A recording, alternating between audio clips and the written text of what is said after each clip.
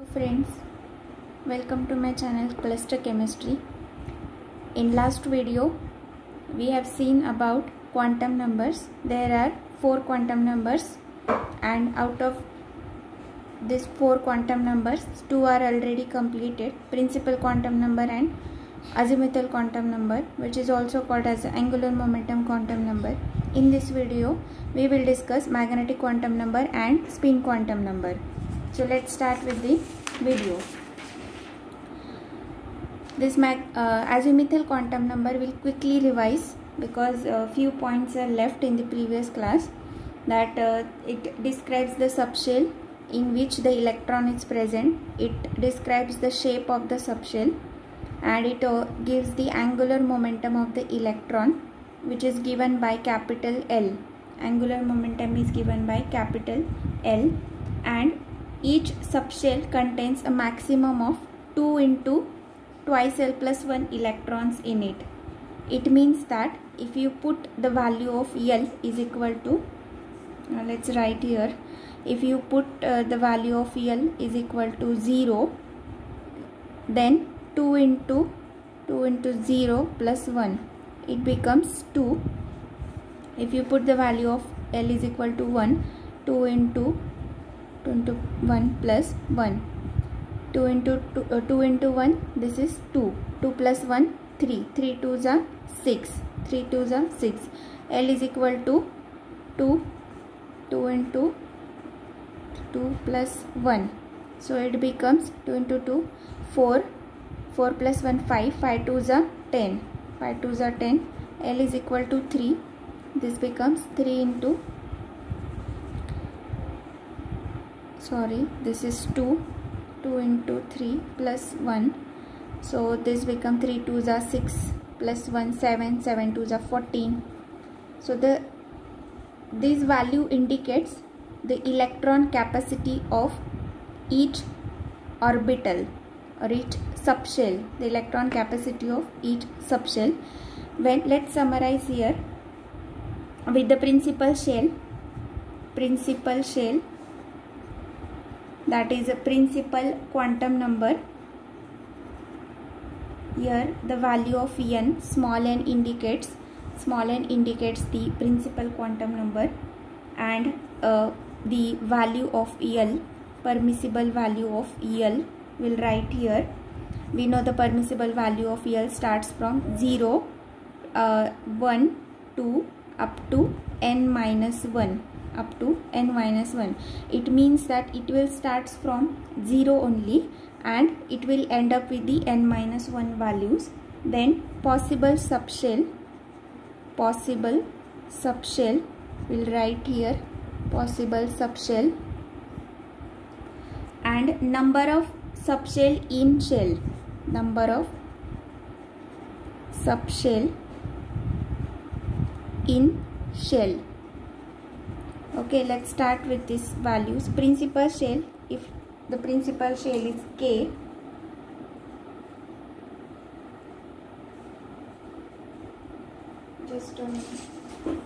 if the principal shell is K and the value of n is 1, the value of L will start from 0. It is only 0 here because 1 minus 1 becomes 0, and the possible shell is S. Number of subshell in shell is equal to 1 because there are only S subshell, and this S subshell will be present in the K shell. This number indicates this S subshell will be present in this K shell. Then next is L. Next is L shell. N is equal to 2. We know the value will start from 0. So 0, write here 0. Then 2 minus 1, because the value of n is 2 and the formula is n minus 1. So 2 minus 1 will become 1. 2 minus 1 will become 1. And we will have S and P. Orbital, because when the value of L is 0, it indicates, let's write here, when the value of L and the orbital, or you can call it as a subshell. So when the value of L is 0, it indicates s orbital. When the value of L is 1, it indicates p orbital. When the value of L is 2, it indicates d orbital, spd. And when the value of L is 3, it indicates f orbital. In this way you can move on. So these are for spdf orbital. And here you can see, if the value of L is 0, it is s orbital. The value of L is 1, this is p orbital. And how many number of subshell in this shell are possible? So the answer is 2. S and p, 2 subshells are possible in this principal shell L. Then next is M. So value of M, principal shell, the value of N is 3. Value of N is 3. Let's write here the value. It will start with the 0, then 1 and N minus 1. 3 minus 1 will become 2. So the maximum possible values for L are 0, 1, 2. And the possible subshell will become S, P and D. S, P and D. And number of subshell in shell 1, 2, 3. 3 subshells are present in this M shell. Next is shell N. See, this letter is capital N. This is the capital N, and the value of this small n. This small n indicates the principal quantum number. The value of this small n will become 4. This is the value for principal quantum number, and this is the shell, principal shell, capital N. Possible values are 0, 1, 2 and 4 minus 1. 4 minus 1 will become 3. 4 minus 1 will become 3. So let's write here S, P, D and F. S, P, D, F, and number of subshell in shell N. These are the subshells present in this shell N. So the number of subshells are 1, 2, 3, 4. 4 subshells are present in this shell N. Now the next is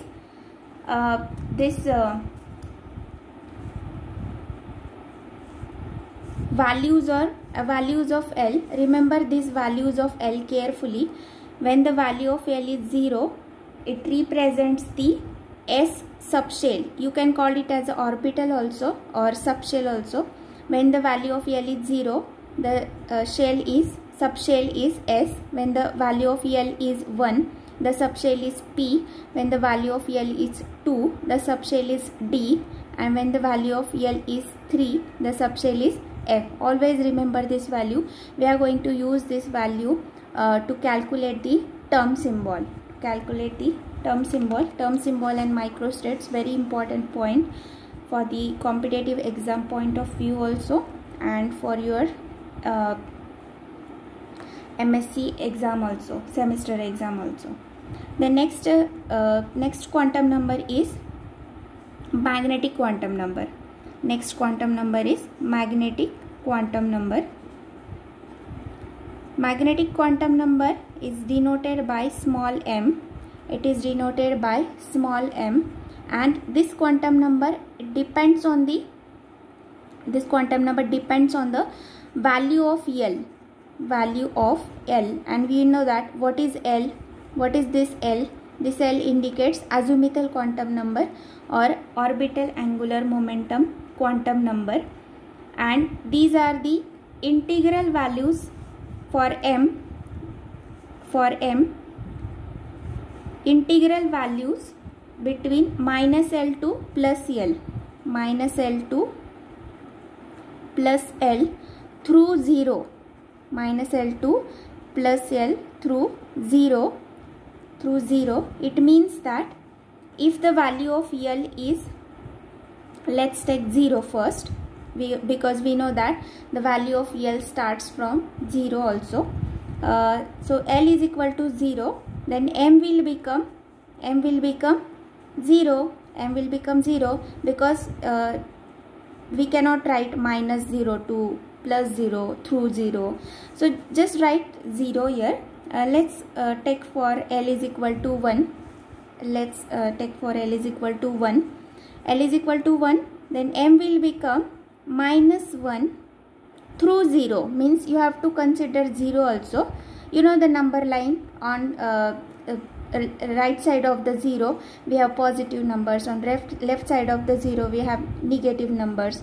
So in the same way you have to just write here L is equal to 1, m is equal to minus 1 0 plus 1, minus 1 0 plus 1. Remember these values carefully, how to write this value through 0.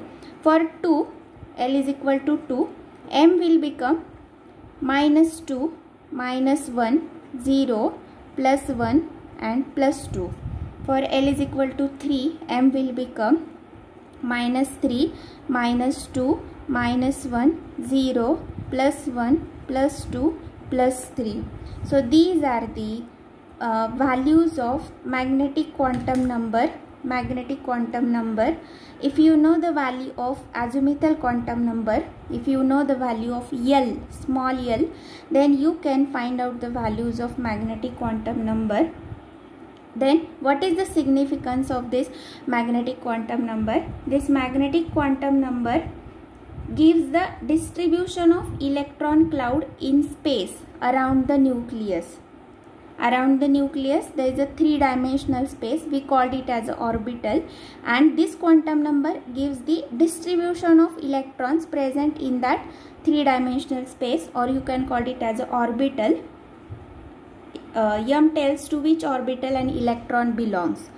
So this m will give us the exact position of electron, in which orbital the electron is present, or to which orbital the electron belongs. When m is equal to 0 and L is equal to 0, one more point is remaining, that is twice L plus 1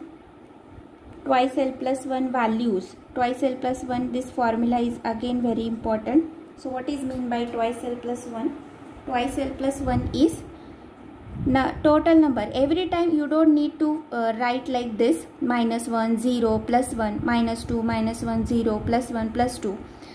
When you know the value of L, you can directly find out the value of m. How many orbitals are present when the value of L is given. So twice L plus 1 values of m are present. So you can calculate here. Let's take for L is equal to 0. So L is equal to 0, 2 into 0 plus 1. So the answer is 1. L is equal to 1. When L is equal to 1, what will be the answer? 2 into 1 plus 1. 2 into 1, 2 plus 1, 3. So see here, L is equal to 0, twice L plus 1 is equal to 1. So what is this 1? So you can see here L is equal to 0, m is equal to 0. So this is the only single number which is present here for magnetic quantum number. When L is equal to 1, the value of m are minus 1 0 plus 1, minus 1 0 plus 1. So the value of L, you know the value of L, just put this value into this formula, you will get the answer 3. Count these numbers, 1 2 3, means 3 orbitals are possible. 3 orbitals are possible when L is equal to 1. L is equal to 2. 5 orbitals are possible. You can put the value of L is equal to 2 into this formula. You will get the answer 5. 1 2 3 4 5. These are the 5 values which you will directly get using this formula, twice L plus 1. Then L is equal to 3, m is equal to minus 3, minus 2, minus 1 up to plus 3. Calculate these values or count these numbers, 1, 2, 3, 4, 5, 6, 7. Total 7 values are possible when L is equal to 3. In this way you can directly use this formula and you can calculate the value for number of orbitals present. One more interesting thing is that When L is equal to 0, only one orbital is possible. We have calculated using this formula, twice L plus 1. How many orbitals are possible when the value of L is given? This can be calculated using this formula. So when L is equal to 0, only one orbital is possible, and we know that L is equal to 0, only S orbital is possible.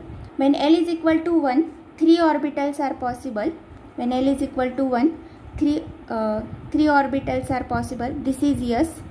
This is S orbital, small s actually. L is equal to 1, 3 orbitals are possible. These are the 3 orbitals having magnetic quantum number value -1, 0, +1.